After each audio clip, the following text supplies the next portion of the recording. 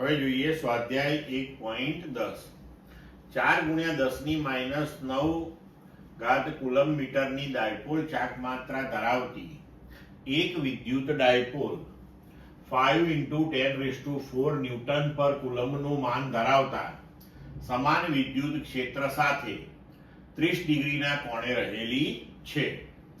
આ ડાયપોલ પર લાગતા ટોર્કનું માન શોધો.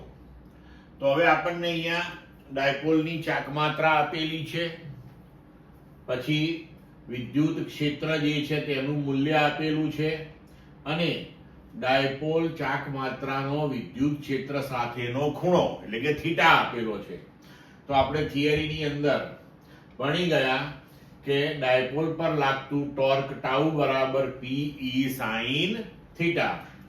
તો ડાયપોલ મોમેન્ટ, વિદ્યુત ક્ષેત્ર અને થીટા આ બધાના મૂલ્યો આપણે અહીંયા ગોઠવી દઈએ.